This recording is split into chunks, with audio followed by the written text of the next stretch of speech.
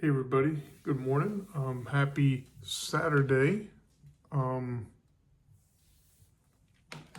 Just kind of chilling in the garage after doing a good bit of stretching after a pretty long walk.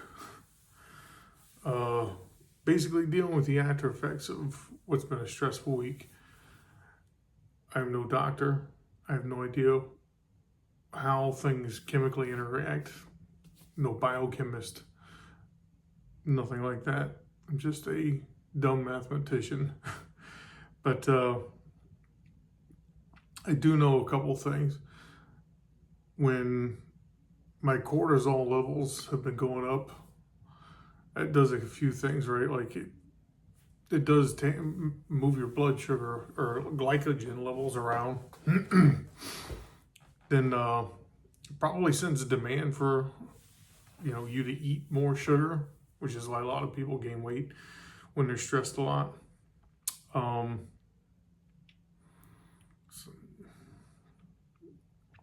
So yeah, I think that there's some impacts there. Cortisol is also supposed to be anti-inflammatory when it releases.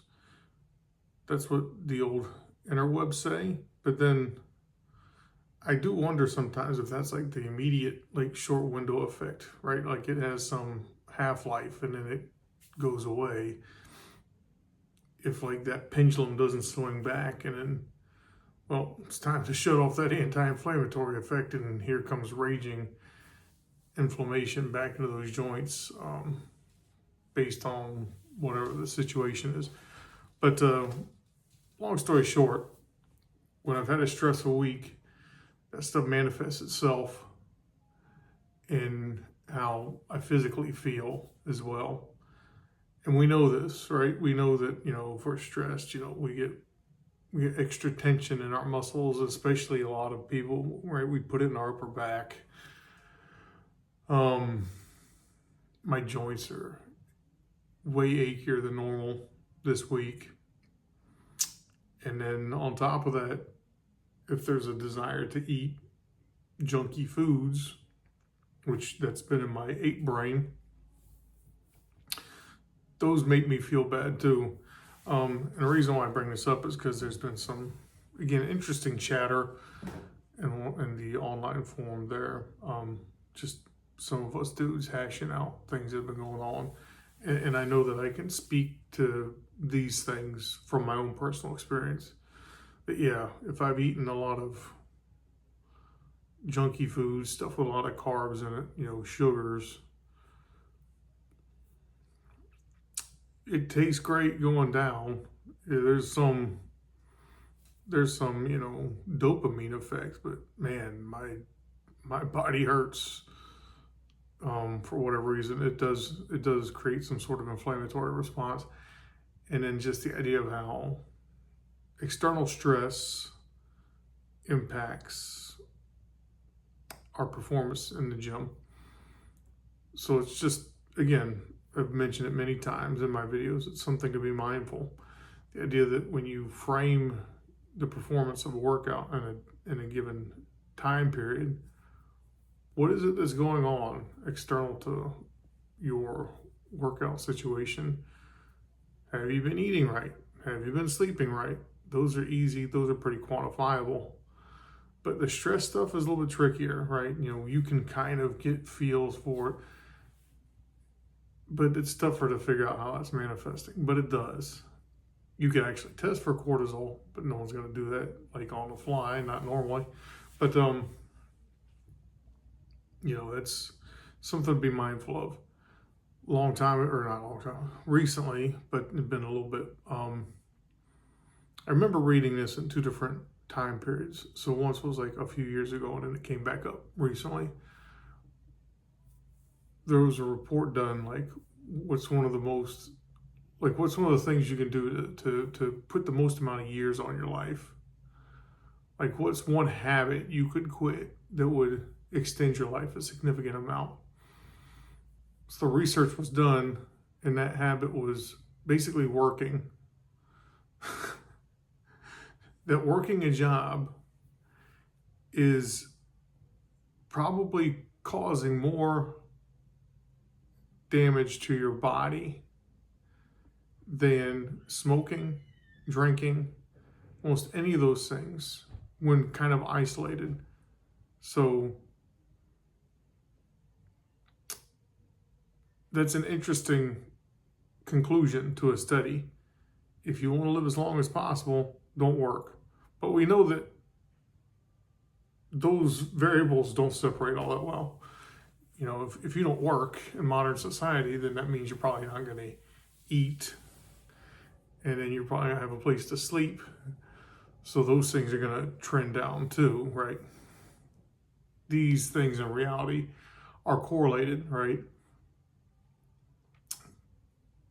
But the takeaway from that is that we need to understand that the workplace is going to induce some level of stress. It's going to manifest itself. And I've been pretty good about usually kicking that off and letting that kind of go away. But the last week or two, due to all the bureaucratic nonsense that I've had to jump through, it's tough. People who don't have the ability to kind of let it run off their back like I do, I can see how that stuff would manifest in causing irreparable harm, because they've got these long-term effects due to these increased cortisol levels and all this other stuff, and then all the other things that come along with it. Again, cortisol is going to do things to you that are going to make your body respond in such a way that's going to drive your weight up. Probably not make you feel like doing something, so you're going to be more fatigued. You're not maintaining health outside of the workplace, things like that. So a lot of places talk about work-life balance, but they don't give you the tools to do so. So it's bullshit is what it really is. They'll tell you, oh, work-life balance, and then figure it out on your own. But what I tell you is you need to figure it out on your own. You need to say, all right, I can work this many hours in a day and I'm done. Or like a lot of times I will work a couple nines in the early end of the week, and then on Fridays I have a 4 to 6 hour day because I want to. I have that flexibility. I'm going to use it. But we need to do, we need to be our own best advocates for our health. And we need to get out of the mindset that, you know, we're just going to work these 8 to 5s, and at the end we'll hit this retirement date and we'll be fine after that. No, we need to be absolutely searching for the word that lends the right gravitas here, but we need to absolutely advocate for ourselves with emphatic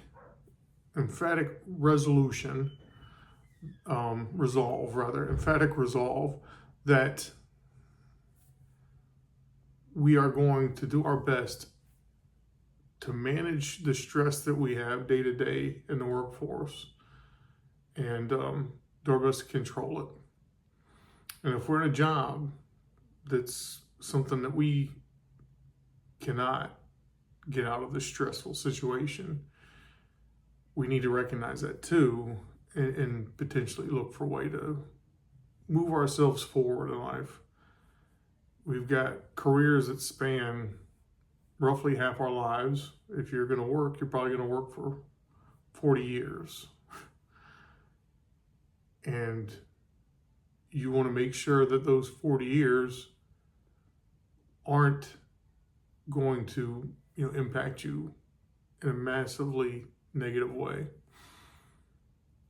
So a lot of that with this little video, which started with me talking about just warming up and stretching out my joints to kind of, fight those effects. Again, me feeling an extra stress load this week on top of everything else that's going on. And looking back on that, I do think it's important to frame what's going on outside of life, how that impacts what's going to happen in the gym. But even bigger picture, what is it that we're doing with our times? with our time rather, day to day, that's going to impact our health over the long term. And that requires us to take a critical look at what it is we do for our jobs, for our careers. And is it in our own best interest to be doing what we're doing? Should we go back to school and incur that extra stress for some period of time to get into a career field that we would be better at? I did. I did that years ago. I went back to school at the age of 39 because I said I cannot handle the path I'm on. It's not going to lead me anywhere beneficial. So now I'm in a situation where, as I mentioned just a few minutes ago, I've got a flexible schedule. I usually do stuff that I really enjoy doing.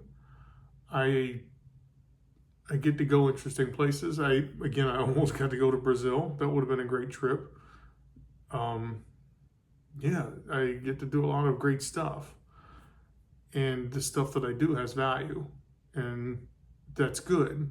So my stress levels actually are pretty good from my job. And I've worked hard to get into this position. So sure, I traded some short-term additional stress for long-term lower stress levels. But I think it's worth it. And I think it's something that we should all consider. Again, we have to be our own best advocate. You know, your doctor's not going to show up in your next performance review and say, you know, this person needs less of this or more of that. No, they're not going to do that. You have to do that. You have to figure out what's best for you. And if it requires changing careers, then that's what it requires. If you are not aligned with some sort of work that you find some benefit in doing or find some joy in doing, then it's worth considering something else. I'm not saying that we should all go and do whatever hobbies, because that's not going to work. But we should absolutely be doing something that we think is it's not something we hate. That's basically the best filter I could say. We should not be doing something that sucks, that we hate going to, that's a complete slog day in, day out. If that's what you're facing, the medicine, or rather the medical journals, the research are telling you that you're killing yourself.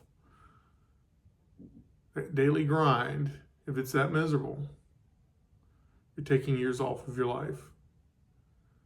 And you're trading both aspects of life.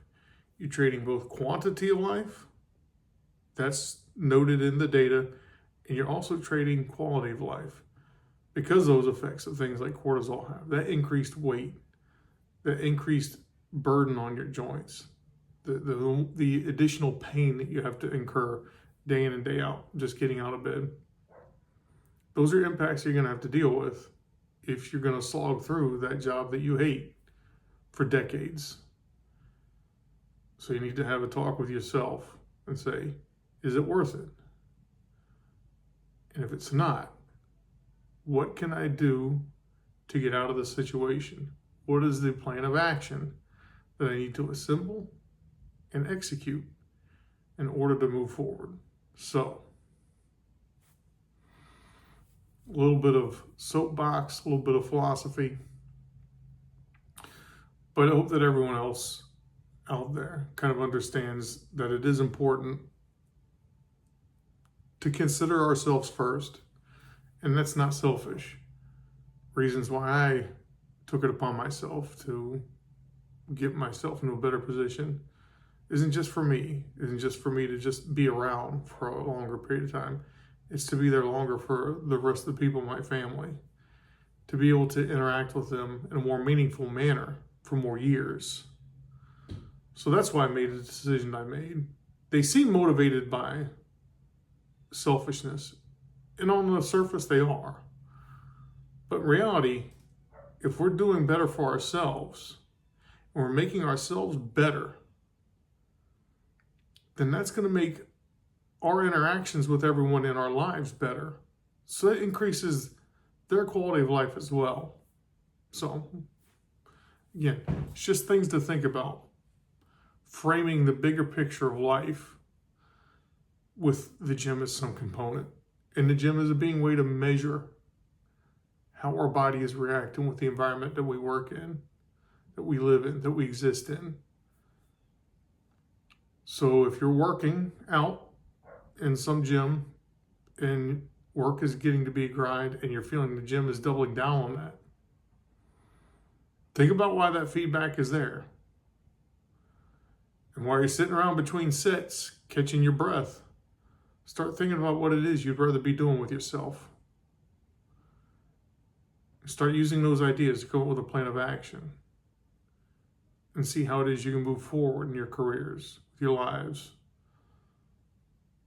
So that barometer that the gym are providing is going to start giving you better feedback, because hopefully your life external to the gym, your life in the workplace is better, your life with your family is better, all those other things are better. All right, that's enough for me today. Hope everyone's having a great weekend, and we'll talk to you later. All right, peace.